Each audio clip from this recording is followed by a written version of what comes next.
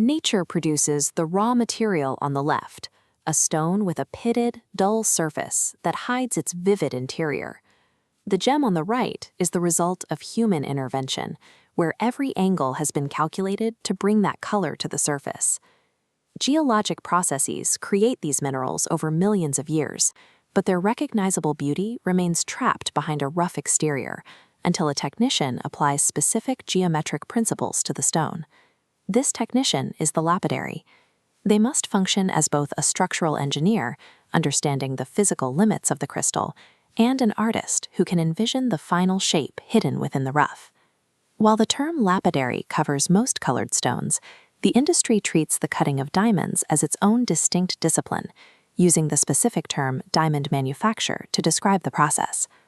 Every stone presents a conflict of interest.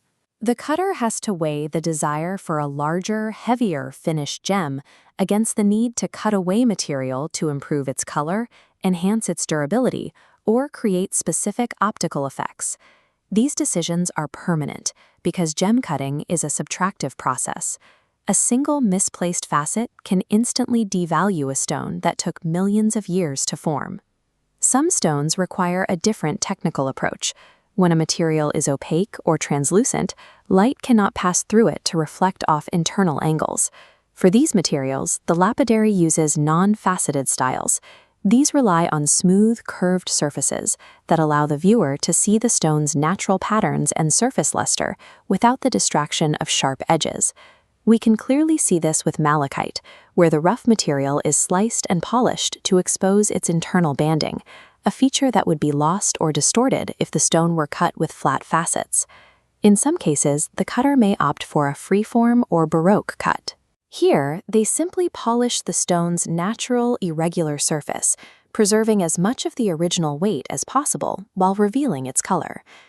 This carving expertise is also seen in cameos. These are produced by meticulously cutting away the background material to leave a three-dimensional design.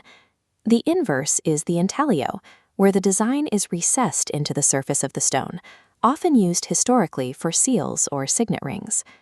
These non-faceted techniques prioritize the stone's physical texture and internal features, relying on the material's natural character rather than the manipulation of light. Transparent stones present a different technical requirement. The goal here is to manipulate light, capturing it as it enters the stone and bouncing it back toward the eye. This is achieved through faceting. By grinding and polishing flat surfaces at precise angles, the lapidary creates a series of internal mirrors. For colored gemstones, the mixed cut has become the standard for achieving this bounce. This style uses a brilliant cut crown for the top. Triangular facets break up light, creating scintillation or sparkle. Beneath the center line, it transitions into a step-cut pavilion. These long, parallel facets act as deep mirrors to emphasize internal color saturation.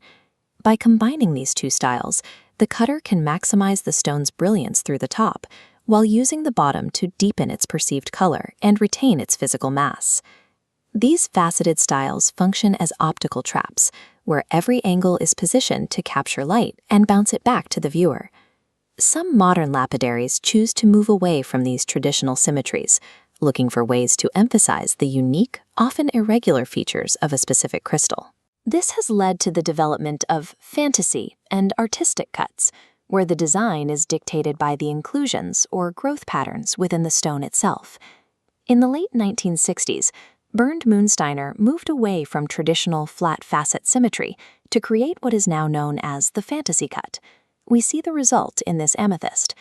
Instead of a flat bottom, deep, angular grooves create a completely different pattern of light reflection. This required the invention of new tools capable of carving concave facets and curved grooves into the stone, shapes traditional flat laps could never produce. It is a high-risk technique. Carving deeply into the structure of a crystal introduces new stress points, and the cutter must understand the stone's cleavage and fracture points to avoid a total structural failure. These fantasy cuts shift the focus from mathematical symmetry to a more sculptural approach, treating the gemstone as a three-dimensional medium. Executing any of these designs requires hundreds of hours at the bench, where the lapidary manually controls the pressure and angle of the stone against a spinning abrasive disc. The finished gem is the meeting point of geology and geometry, the result of a human applying deliberate design to a piece of raw earth.